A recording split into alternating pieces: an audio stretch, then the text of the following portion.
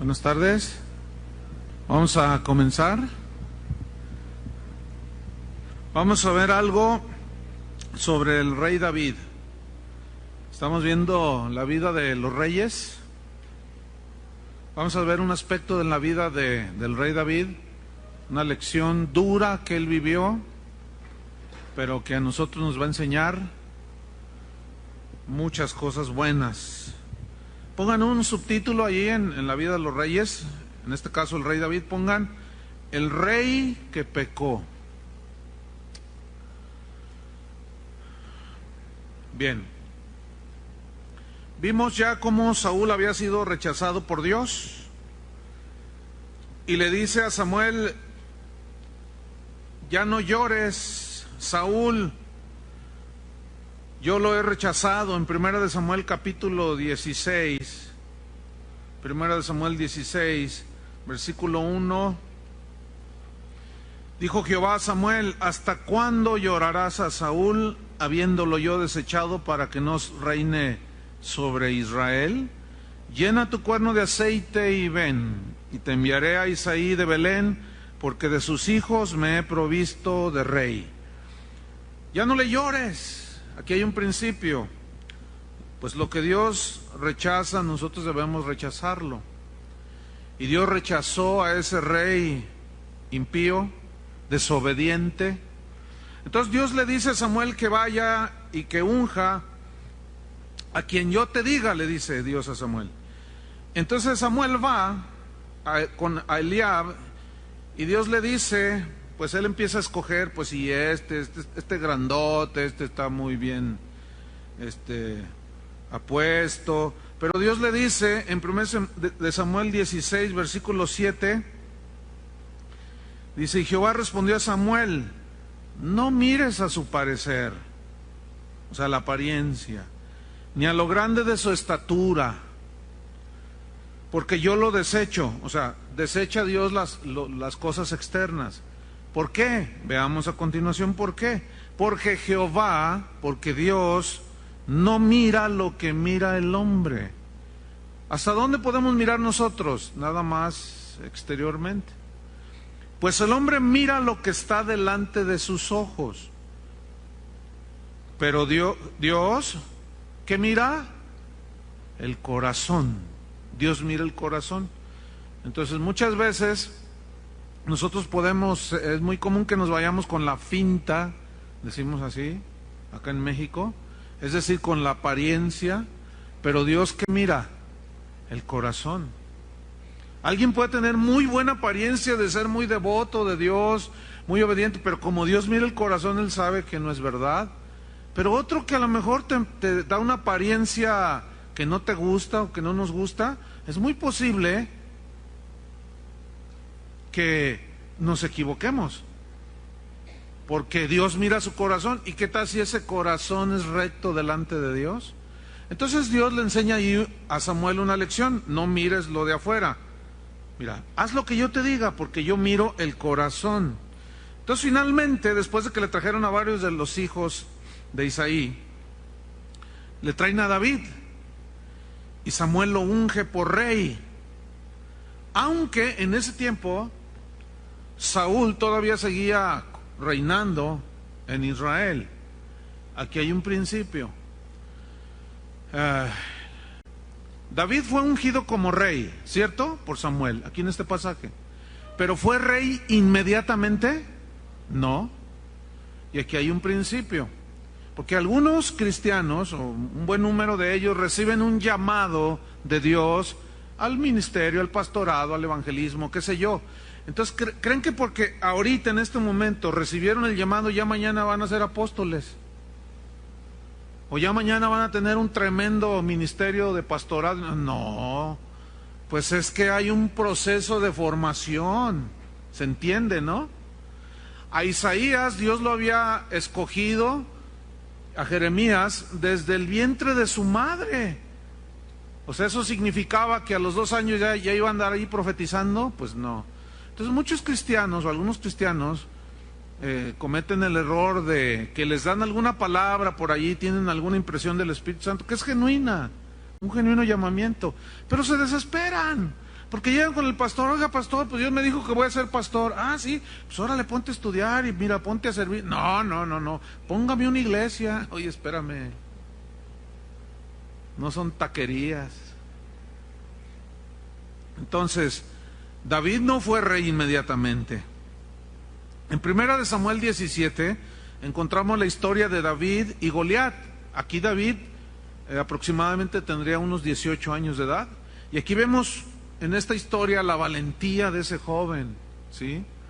La valentía de ese jovenzuelo pastorcillo que derrotó al gigante que espantaba y asustaba a Israel. Dice la Biblia que Saúl salía corriendo también, le tenían miedo a ese gigante. Pero David demostró su confianza en Dios y venció, pero todavía no era rey, acuérdense. En la misma primera libro de Samuel, del capítulo 19 al capítulo 26, allí narra cómo Saúl persigue a muerte a David. ¿Por qué? Por celos. Porque después de que derrota a Goliat, dice que las mujeres de Israel salieron en alegres danzas, danzaron de victoria, de alegría, y cantaban. Saúl mató a sus 1000 y David a sus 10,000.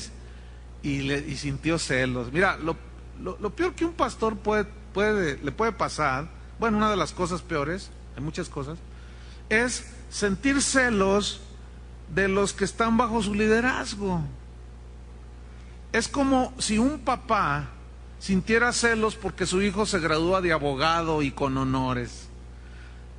¿Hay algunos padres aquí que se sentirían celosos de sus hijos? ¿Verdad que no? Al contrario, se sentirían satisfechos, contentos, alegres de que tú no saliste ni de la primaria a lo mejor, pero le pudiste dar una carrera y salió bueno para estudiar el muchacho. Entonces se gradúa y antes de que salga ya a encontrar trabajo, ya se pelean en los buffets porque él trabaje con ellos. Pues tú te sentirías contento, ¿no? Pero esto es lo que debería de haber sentido Saúl. ¿Sí o no?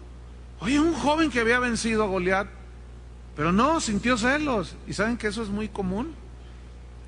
Hay lugares donde de pronto surge por allí personas que se ve que tienen un llamado, que se ve que están desarrollando. Entonces el pastor los ve y dice, ay, lo voy a poner a enseñar, o lo voy a poner a hacer esto. Entonces, supongamos que lo pone a predicar, y predica un tremendo mensaje. Entonces la gente al final va con el muchacho, ¿no? Y le dice, oye, me ministró mucho tu mensaje, gracias, qué bendición. Entonces van con el pastor, oiga hermano, qué bendición que puso a predicar a fulano de tal, me bendijo tanto. Entonces el pastor dice, ay, peligro, aquí hay peligro, me puede tumbar el puesto, dice, en su enorme sabiduría. Pues qué privilegio, ¿no es cierto? En una ocasión un pastor me dijo, oye, dice, conozco algunos que están bien picudos. Bueno, picudo, ustedes saben, tengo que explicar para los que nos oyen allá, aquí a la vuelta. Que están bien preparados y todo, una vez me dijeron, oye, pues hay uno ahí que predica mejor que tú. ¿Te parece? Dice, sí. Le digo, no hombre, pues qué suave. Me dice, ¿y no sientes así como? Le digo, ¿qué?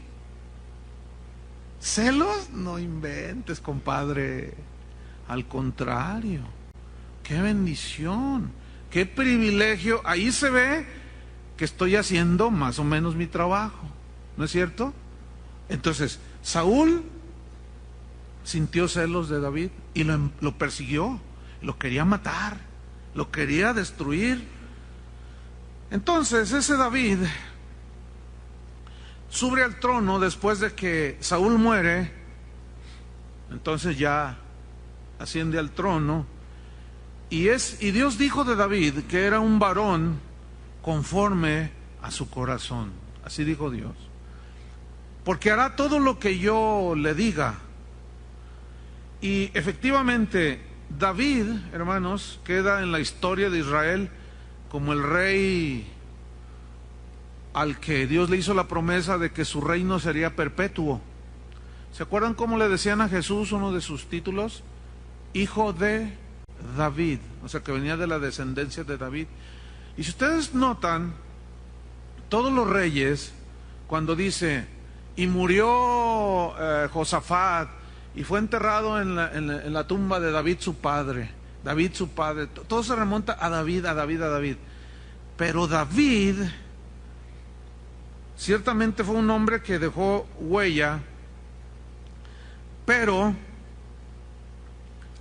lo que yo quiero tratar ahora es un episodio en la vida de David que fue algo que desagradó a Dios. Vamos a 2 de Samuel, capítulo 11. Bueno, David ya era todo un rey, había conquistado, había vencido al enemigo, había hecho muchas cosas tremendas. Pero viene un descuido en la vida de David. Y aquí vamos a aprender lecciones. Aconteció al año siguiente, en el tiempo que salen los reyes a la guerra, ¿qué era tiempo de qué? De guerra. ¿Se acuerdan que en Eclesiastés dice que hay tiempo para todo? Hay tiempo para reír, tiempo para llorar, tiempo de paz, tiempo de guerra, tiempo para nacer, tiempo para morir. Todo tiene su tiempo. Ahora yo te pregunto, ¿qué tiempo es para ti actualmente? ¿Es tiempo de qué? Bueno, como somos distintos, todos tenemos tiempos. Aquí para David era tiempo de guerra. Y vemos cómo se descuidó, porque dice que en el tiempo que salen los reyes a la guerra, David envió a Joab y con él a sus siervos y a todo Israel, y destruyeron a los amonitas y sitiaron a Rubén. Escuchen lo que viene al final del versículo 1. Pero David se quedó en Jerusalén. Primer error. ¿Cuál es ese primer error? Descuido, que lo llevó a hacer algo que le dolió el corazón de Dios, lo tuvo que disciplinar. ¿Cuál es el primero? Se quedó en Jerusalén. O sea, no estaba en el lugar donde debería de estar. No estaba haciendo lo que debería de estar haciendo. Entonces comenzó un tiempo de ocio, porque noten el versículo 2. Y sucedió un día, es decir, que no dice cuántos días llevaba así de ocio, pero dice un día, al caer la tarde, se levantó David de su lecho. ¿A qué hora se levantó David de su lecho? En la tarde. Y se paseaba sobre el terrado de la casa real, sin ton ni son, o sea, nomás se paseaba. Dice, y vio desde el terrado a una mujer que se estaba bañando, la cual era muy hermosa. Miren, él no estaba donde debería de estar. Comenzó un ocio, una pérdida de tiempo, y como consecuencia, ¿qué dice? Vio desde el terrado. ¿Se acuerdan cuál fue la razón de la desobediencia de Eva? Vio que el fruto era bueno. Vio. Entonces aquí hay un principio. ¿Qué estás viendo? Mira, un poquito de pornografía y ni sabes, la que te espera. Un poquito de fraude, olvídalo. Un poquito de mentira, olvídalo. ¿Sí? Descuidos. Vio desde el terrado, y miren qué casualidad, ¿por qué no vio una golondrina volar? Para que vean cómo una cosa lleva a la otra. Vio a una mujer que se estaba bañando, la cual era muy hermosa. Miren, la Biblia no se anda por las ramas, dice las cosas tal y como son. Estaba una mujer bañándose. Y cuando uno se baña vestido, ¿verdad? Ahora, pongan mucha atención. Pregunta. Estamos viendo que David se descuidó, pero ahí viene una pregunta. ¿A qué mujer prudente se le ocurre bañarse con la ventana abierta? A ver, explíquenme. Y era una del pueblo de Israel. Entonces aquí entramos en el terreno de lo que dice Pablo de cómo debe vestir la mujer. Dice que debe de vestir con prudencia, ¿no dice así? ¿Verdad que sí? Sin embargo, vemos que no es del todo observado este principio.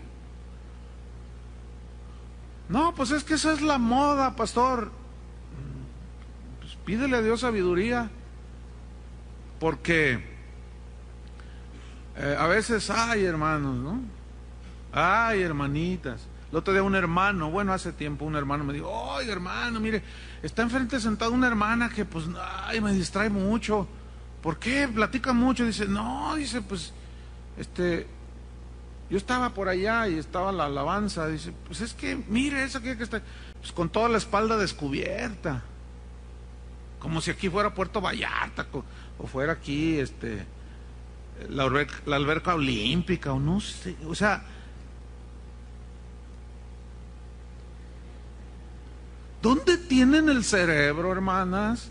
Digo, ustedes no, porque pues, ahorita hace frío y están bien tapaditas. Digo, ¿dónde tienen la prudencia? ¿Dónde está? Bueno, esta era una imprudente, como algunas comprenderán, ¿verdad? No saben que el varón es fácilmente tentado por lo que ve. Pero el diablo lo sabe más que a veces las mujeres y los hombres, y aún los cristianos. Entonces vio a esta mujer que se estaba bañando, la cual era muy hermosa. Mujer imprudente, hombre ocioso. Ay, es una mala combinación. Ahí estás de ocioso viendo la televisión. Fíjate, y en horarios de noticiero, o sea, donde todavía la gente, están a veces los niños ahí, luego sale de pronto una muchacha, llámame, aquí te estoy esperando. ¿Han visto esos comerciales? Tú dices, ¿qué onda? ¿Hasta dónde están las cosas?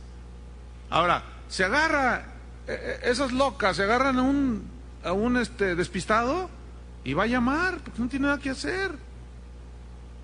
Y es bien fácil que saca. Sigo leyendo. Fíjense, la vio. Aquí déjenme decirles algo a los hombres. Mira, la primera vista es inevitable. Tú puedes ir caminando así en una calle, de repente llegas a una esquina y sale de contramano o del otro lado de la cuadra, sale una mujer hermosa y tú te la topas así. La primera vista es inevitable. ¿Están de acuerdo conmigo, sí o no? Esa es inevitable. Pero la segunda, así que la ves y luego, la segunda es peligrosa. Pero la tercera, ya hay algo ahí que hay que tratar en el corazón. Seguirla así despistadamente y cantando coritos al Señor, así como que tú dices, híjole, por más espiritual que te pongas. Entonces, aquí cuál es el consejo, el principio? Bueno, la primera es inevitable, la segunda puede haber una atracción y puedes a lo mejor hacer un giro, pero inmediatamente tú tienes el control. Tú debes de tener el control y dominar tus ojos. Dominar nuestros ojos. Es una tentación de todos los días, ¿eh? ¿Sí o no, varones? Y lo más cuando las inescrupulosas, desvestidas, se nos atraviesan, aunque no es pretexto. ¿Sí o no? Entonces ya estamos a mano. Por un lado las locas allá, descocadas, inescrupulosas, y por otro lado los que se les van los ojos, pero el dominio propio, ahí es donde debe de operar. Bueno, ¿qué siguió con David? Envió David a preguntar por aquella mujer, o sea, que él se quedó clavado mirándola. ¿Se acuerdan que Jesús dijo que todo aquel que mira a una mujer, fíjate, mira a una mujer para codiciarla? Y ahí la palabra codiciar en el griego significa pensar profundo en tener una relación sexual. O sea, hay que saber distinguir la diferencia de que tú ves una mujer hermosa y puedes decir, ay, de pronto así te apantalla tú dices, ay Dios. Pero y dices, ay, ya pequé. Espérame, hay que saber definir bien esto. ¿Qué sucedió aquí con David? Se quedó contemplándola. Se quedó un buen rato mirándola, porque uno no se baña en un minuto, ¿verdad que no? Entonces, ¿qué sucedió? Entró la codicia, la concupiscencia en su corazón. Lo atrajo, como dijo Santiago, fue seducido y envió David a preguntar por aquella mujer. Y le dijeron, aquella es Betsabé, hija de Eliam. Pero fíjate lo que le dijeron, mujer de Urías Eteo. O sea, bueno, es una mujer, se llama Betsabé, pero es una mujer casada. No le hace, no soy celoso. Dice el macho mexicano, ¿verdad? Entonces fíjense cómo un descuido, cómo se va dando las cosas. O sea, nadie tropieza nada más porque, ay, y caí. No. Esto empieza de menos a más si no lo paramos. Siempre. Alguien que es aficionado a la pornografía no entró así de tajo, ¿verdad que no? Empezó viendo una revista, qué sé yo. Y ahora es esclavo. Si vieran cuántos correos recibo de gente que está así, hombres y mujeres. Pastor, ¿qué hace? ¿Qué hago? Dice, estoy esclavo en la pornografía. Pues apaga la computadora, apaga la televisión. Yo no sé qué esperan que uno les diga. Que haga una oración así por internet. Padre, yo no sé qué letras le voy a poner ahí. No, pues y luego ¿dónde está el control? ¿Dónde está el dominio? ¿Que no nos ha dado Dios un espíritu de poder y de dominio propio? ¿Sí o no? Pero claro, si tú te descuidas y consientes y anidas las cosas, pues te vas a tropezar, pues eso es inevitable. Entonces le dice, mira David, esa mujer es casada, versículo 4, y envió David mensajeros y la tomó y vino a él, y él durmió con ella, luego ella se purificó de su inmundicia y se volvió a su casa. Mira este versículo, así dice tantas cosas en tan poquitas frases, pero mira, dice, envió David mensajeros, y estos mensajeros, pues el rey dice,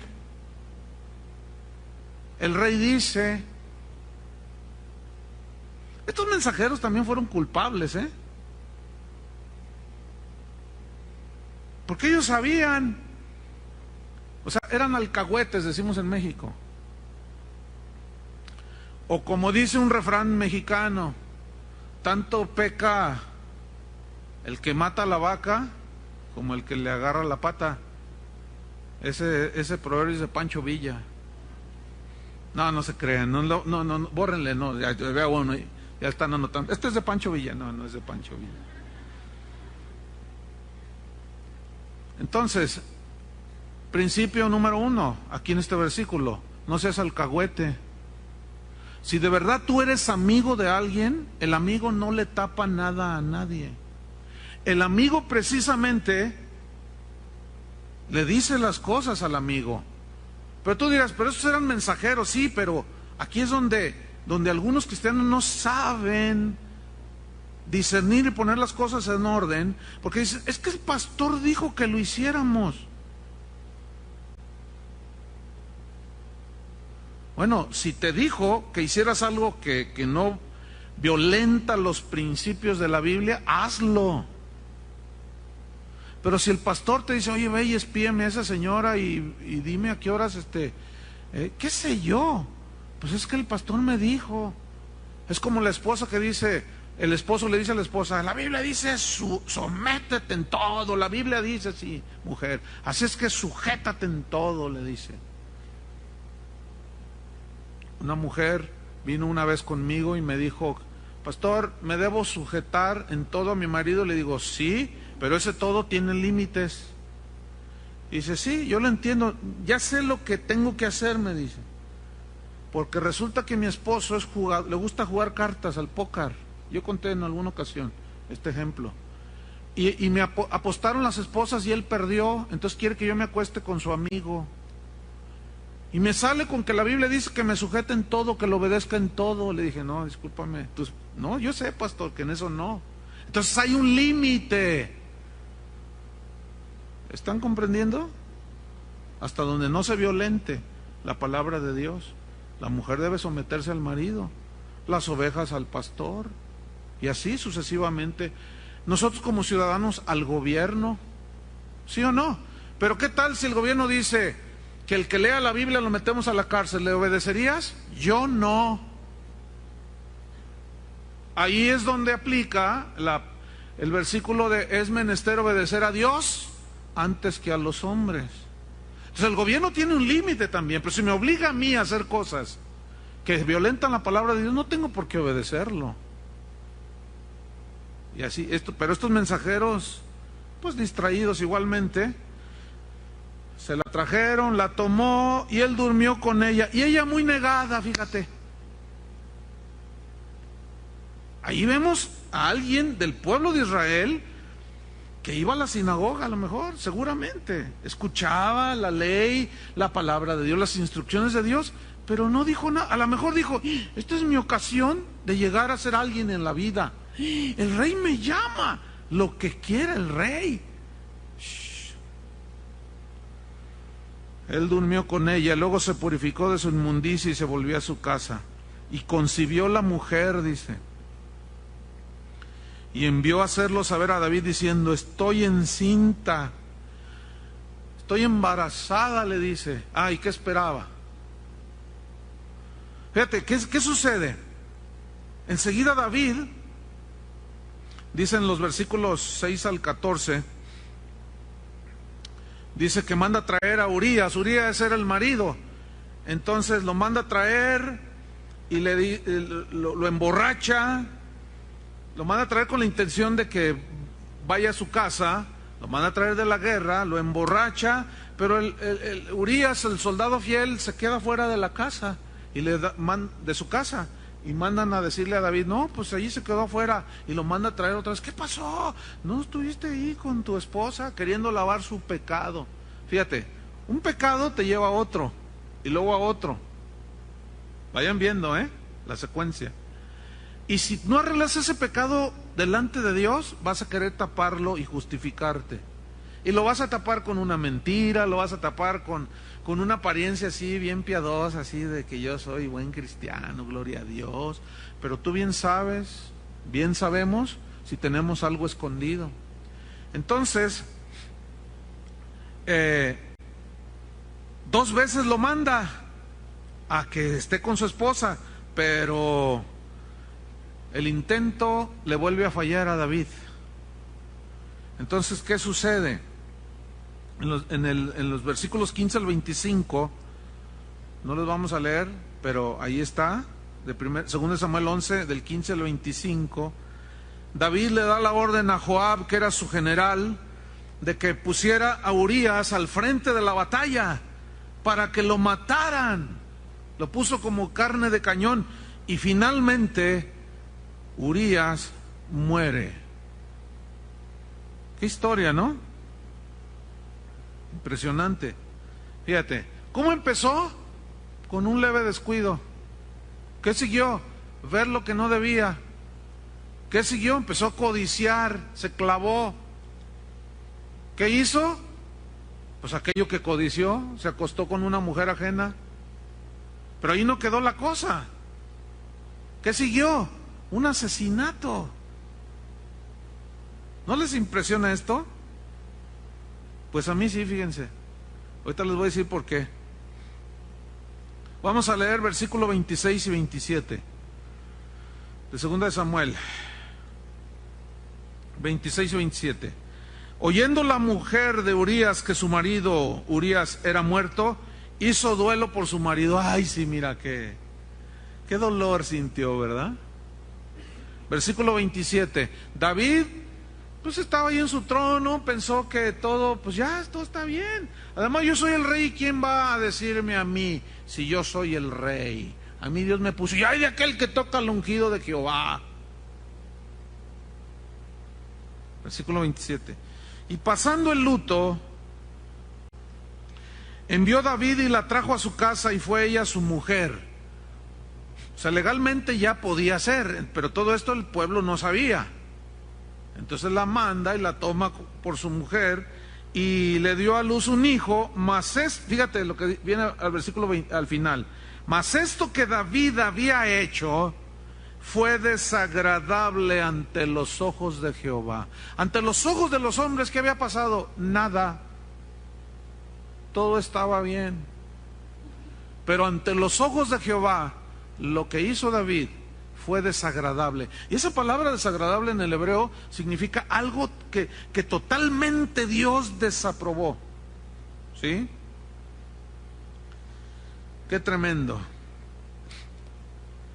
Desagradable delante de Dios. Pero de pronto viene un episodio, una parte en la historia de este pecado de David, que le vamos a llamar la confrontación. David no sabía que la cámara de infieles había captado todo lo que había hecho. Y llegó la confrontación. Segunda de Samuel, capítulo 12, versículo 1. Vamos a ver si un hombre como el que vamos a ver aquí tiene autoridad dada por Dios para reprender al que está por sobre todos cuando peca.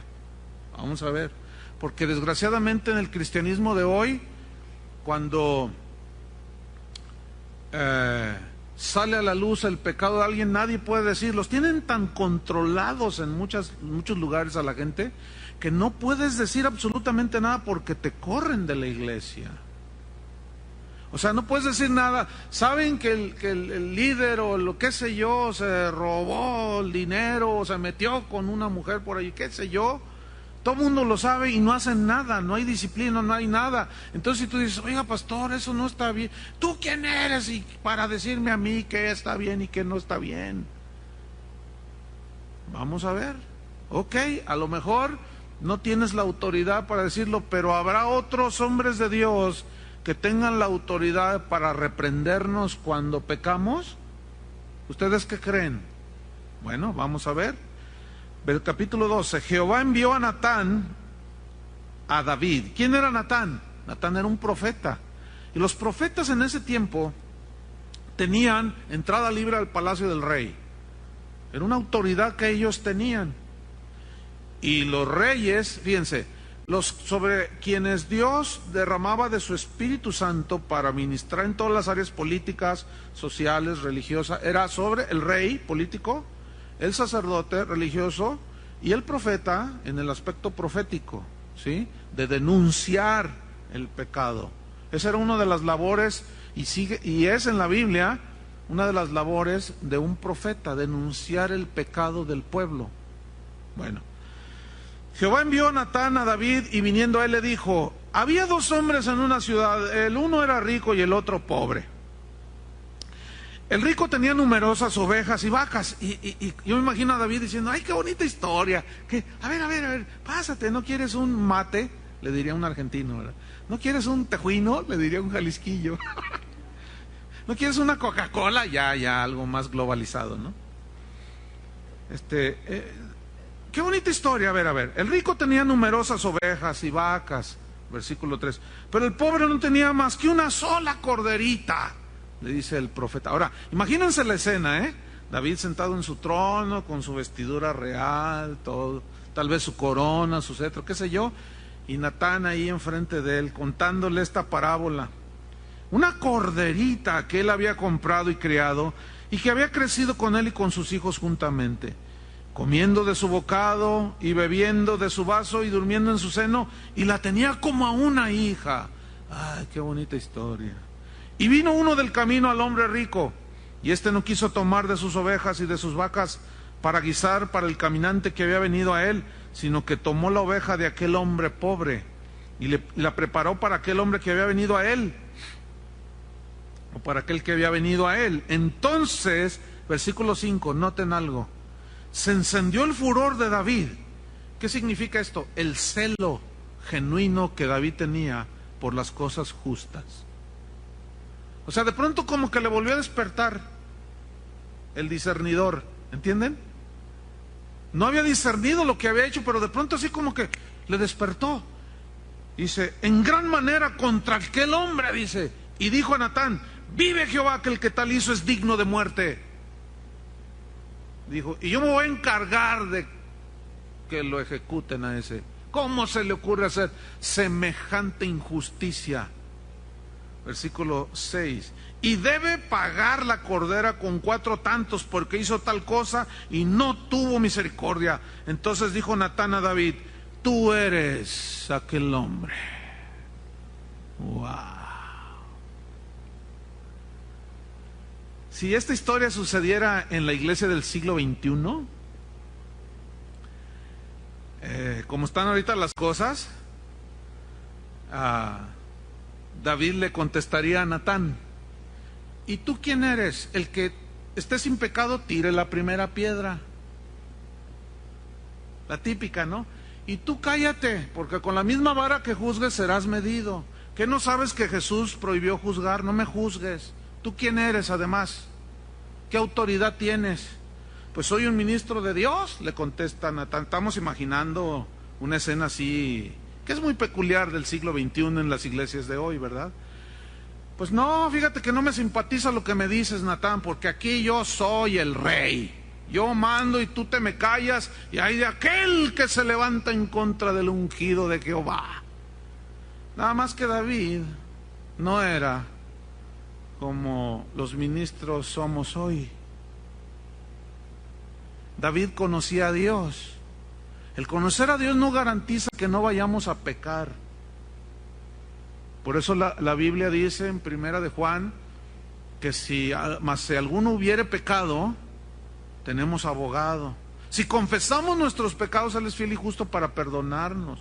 El hecho de ser consagrados a Dios, cristianos que caminamos o que caminas en los caminos del Señor y obedeces, no significa que en un descuido no tropecemos. Cualquiera le pasa.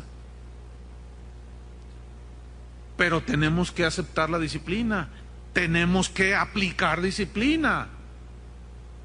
Entonces Dios le manda a David, le manda al profeta Natán, entonces le dice, tú eres ese hombre. Así ha dicho Jehová, le dice Dios de Israel, yo te ungí por rey sobre Saúl y te libré de la mano de Saúl. Y te di la casa de tu señor y las mujeres de tu señor en tu seno, además te di la casa de Israel y de Judá, y si esto fuera poco, te habría añadido mucho más. ¿Por qué pues tuviste en poco la palabra de Jehová, haciendo lo malo delante de sus ojos? Ahora, ¿se acuerdan que esto mismo le dijo Samuel a Saúl? ¿Por qué tuviste en poco la palabra de Jehová? O sea, ¿por qué no obedeciste? Vamos a ver la gran diferencia entre Saúl y David, a la reprensión. A Urías Heteo heriste espada y tomaste por mujer a su mujer, y a él lo mataste con la espada de los hijos de Amón. Noten cómo le está diciendo, lo mataste. Ahora, si este tipo de situaciones no sucedieran, o mejor dicho, si esta historia está en la Biblia, es porque siguen sucediendo. Pero ¿saben cómo razonan hoy los cristianos lights? No hay que decir nada, hay que ser discretos, no hay que, deja que Dios trate el asunto. No, espérame, eso no dice la Biblia. La Biblia dice que al que sea sorprendido en alguna falta, Gálatas capítulo 6 versículo 1, los que son espirituales restáurenle con espíritu de mansedumbre. ¿No dice así? Considerándote a ti mismo, no sea que tú también seas tentado. O sea, hay una disciplina en la iglesia que dejó Jesucristo. Mateo capítulo 18 también. Entonces, le dice en el 10, por lo cual ahora no se apartará jamás de tu casa la espada, por cuanto me menospreciaste y tomaste la mujer de Urías Heteo para que fuese tu mujer.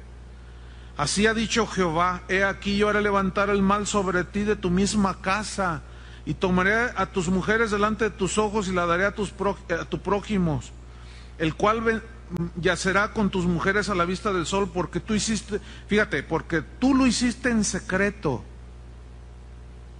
Tú lo hiciste en secreto. Mas yo haré esto delante de todo Israel y a pleno sol. Escuchen bien, escuchen bien. Cuando pecamos, hermanos, si no arreglamos en secreto esto con Dios, Dios lo va a sacar a la luz. ¿Y saben cómo saca a la luz? Por medio de hombres que caminan con Dios, que reprenden públicamente o con testigos, y eso sale a la luz. Esa es una manera. La otra es de que los mismos impíos saquen a la luz el pecado que tenemos escondido ahí. Escúchenme bien, si Dios no le perdonó y no dejó oculto el pecado de David, esto es para todos los que somos pastores y líderes que lideramos la iglesia de Cristo, ¿qué pensamos o dónde tenemos la cabeza para pensar que Dios va a tapar los nuestros? ¿Eh?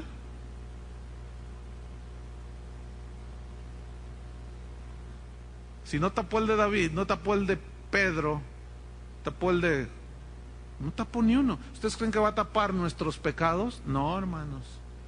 Pero volvemos otra vez. Si esta historia se da en el siglo XXI, algunos creen que sí. No, mira, que esto no salga a la luz porque las ovejas débiles se van a tropezar. Y si saben que aquel cantante, aquella ministro del Señor, aquella evangelista, aquel pastor, si saben que era un fraude y un tranza y un loco, se van a desanimar y se van a ir al mundo. Mentiras del diablo. No es cierto eso. Eso es lo que el diablo quiere que la iglesia se trague. Pero no es verdad, eso no es verdad. La Biblia lo muestra por todos lados, hermanos. ¿Sí o no? Es mejor arreglar las cuentas en secreto con Dios antes que Dios nos las saque en público. Entonces, terminamos aquí con la historia, fíjate. 3. Entonces dijo David a Natán: pequé contra Jehová. Pero su confesión fue con tal convicción que de ahí, de esa historia, de ese suceso, salió lo que hoy conocemos como el Salmo 51. Crea en mí, oh Dios, un corazón limpio, un corazón puro. Renueva un espíritu recto delante de mí. Contra ti he pecado, Señor, solo contra ti. Y un arrepentimiento profundo. Todo lo contrario a Saúl. Ese siempre se justificó, siempre tapó su pecado de desobediencia hasta el final y terminó mal. Los pecados de ambos salieron a la luz, los conocemos por la Biblia, tanto el de Saúl como el de David, pero el final de ambos fue muy distinto. David se arrepintió genuinamente. Y vean lo que dice el versículo 13. Y Natán dijo a David: también Jehová ha remitido tu pecado, no morirás. Remitir aquí significa perdonar. Dios ha perdonado tu pecado. ¿Por qué Natán le dijo a David: Dios te perdona tu pecado? ¿Por qué? Porque lo vio. Aquí la historia no parece, pero si ustedes van al Salmo 51, se los dejo de tarea, por favor, háganla, léanla en la noche antes de acostarse. Ustedes verán que en el encabezado del Salmo dicen: Salmo de David cuando Natán fue a confrontarlo por Betsabé. Analícenlo y vean la profundidad de su arrepentimiento. Por eso dice que si confesamos nuestros pecados y estamos arrepentidos, Él nos perdona nuestros pecados. Ahora, fíjate, le perdona sus pecados, pero vean el versículo 14. Mas por cuanto con este asunto hiciste blasfemar a los enemigos de Jehová, el hijo que te ha nacido ciertamente morirá. ¿Qué sucede aquí? Fíjate, en el versículo 10, ya leímos hasta el 13, le dice que no se apartará jamás de tu casa la espada. Y luego todavía le dice, a pesar de que se arrepintió, le dice: y tu hijo se va a morir.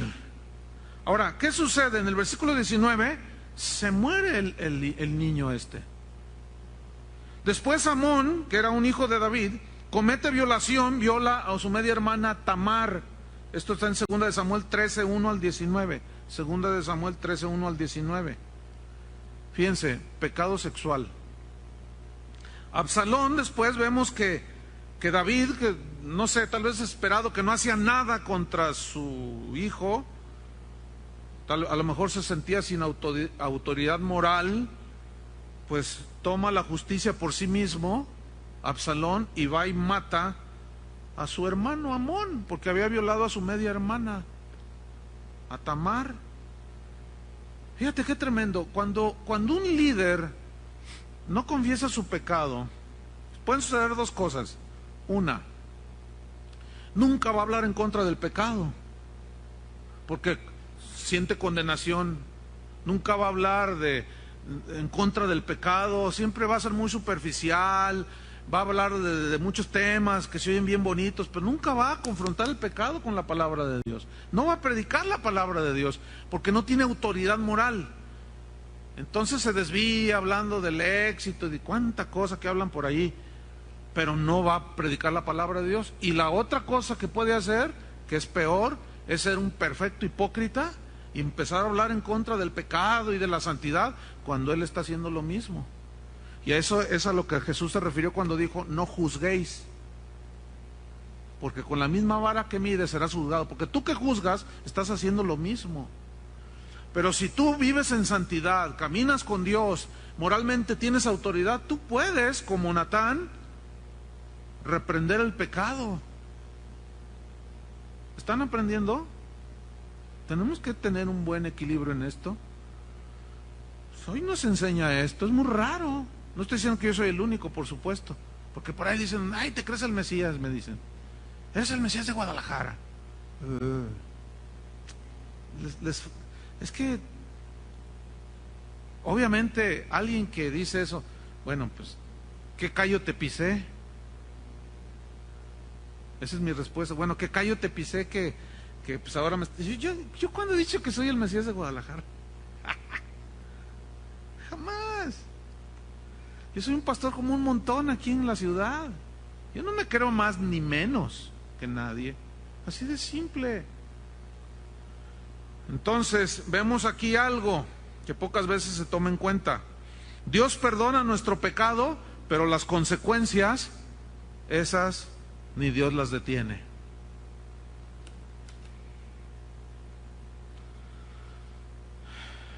Fue afectada la familia de David por su pecado, aunque fue perdonado. Y aunque fue perdonado, las consecuencias del pecado siguieron. Y es aquí donde algunos cristianos no entienden. O sea, peca un cristiano y se arrepiente genuinamente delante de Dios. Por ejemplo, se roba 100,000 pesos de la empresa donde trabaja, o 100,000 dólares. Entonces, ay, dice, Dios mío, ¿cómo hice esto? ¿Cómo hice esto? Pero ya se los gastó. Perdóname, Dios mío. Y si se arrepiente genuinamente, pregunta, ¿Dios lo perdona? ¿Lo lava con la sangre de Cristo? Sí. Pero resulta que el patrón, y yo he tratado casos así, y que el patrón se da cuenta que le robó 100,000 dólares y le mete una demanda y lo mete a la cárcel. Una vez fui a visitar a un hermano así. Me suplicó que fuera a hablar, que le urgía hablar conmigo. Bueno, fui a hablar con él. Dice, quiero explicarle y hacerle una pregunta, pastor. Si yo me arrepentí, me dice, ¿por qué permitió Dios que me metieran a la cárcel? Son las consecuencias de tu pecado, que son cosas muy diferentes. Es más, mira, ahí va. Si hay alguien aquí que cometió un delito y hay una orden de aprehensión en contra tuya y tú estás bien arrepentido, eres nacido de nuevo, hasta hablas en lenguas, cantas, todo, eres un tremendo cristiano, y de repente uno de la AFI o un judicial, qué sé yo, te encuentra, te meten a la cárcel, mi hermano, y vas a tener que pagar, porque una es la ley de Dios y otra es la ley de los hombres. Hay leyes naturales que si las violentamos, llevamos las consecuencias. Yo puedo estar desafiando la ley de la gravedad aquí en el filo de la plataforma, ¿no es cierto? Y si me trastabillo y me tropiezo, por más espiritual y 5 horas que ore diario, me rompo la boca, la cabeza o una pierna. Simple aplicación de la ley natural de la gravedad. ¿Por qué? La violé, no puedo volar. Tú miéntele a tu esposa, le puedes pedir perdón a Dios y hasta ella, pero vas a tener consecuencias porque no va a confiar en ti. Pero ya te pedí perdón, mujer, le vas a decir, sí, mi amor, yo sé, pero ¿qué? Tiene todas las dudas del mundo, porque eres un mentiroso. Pero ya me perdonó Dios. Sí, ya te perdonó. Gloria a Dios, bienaventurado aquel que Jehová no inculpa de pecado. Pero las consecuencias tienes que enfrentarlas. Así es que aquellos que dicen que no pasa nada están muy equivocados. Sí pasa, y mucho. ¿Qué son? Las consecuencias. Y luego aparte, la disciplina del Señor. Porque el Señor al que ama, disciplina. El incesto, el asesinato, la rebelión de Absalón, lo quiere quitar después del trono de David. ¿Por qué tanta desgracia? ¿Por qué? Como consecuencias de ¿qué? Del pecado. Pregunta, ¿era David un varón de Dios? Sí, era conforme al corazón de Dios. Pero escuchen, pisoteó el camino de la santidad. Ahí se lo digo. Hiciste blasfemar a los enemigos de Israel. Y tiene que haber disciplina, David. Te quiero mucho, te amo mucho, pero te va a doler. Abriste las puertas a la inmundicia. Los enemigos se burlaron. Y las consecuencias tienes que confrontarlas, David. Y hasta el último día de su muerte, David enfrentó las consecuencias. Dice la Biblia, y con eso termino, que estaba ya bien viejito y tenía mucho frío. Y dice que uno de los guardianes ahí le dijo, tráiganle una doncella, dice, uno de sus generales, tráiganle una doncella para que duerma con ella. Fíjate lo que pensaban gente allegada a él. Pues este es lo que necesita, es una muchacha. Fíjate nomás. Y yo me imagino al viejito David como diciendo, cuando ve que él no sabía que estaban tramando allá, y cuando ve que entra una muchacha, ¿y tú qué? No, pues vengo para estar contigo, me pidieron allá tus compas. Y dice la Biblia que David no la tocó. Escúchenme bien, yo estoy convencido que no la tocó porque ya había vivido eso. No la quiso tocar porque dijo, no, yo quiero morirme bien delante del Señor. Pero fíjate, hasta el día de su muerte, las consecuencias de su error, ¿qué pensaron de él hasta el final? Que era un adúltero, que le gustaba, que no le importaba, cuando su corazón ya estaba arrepentido.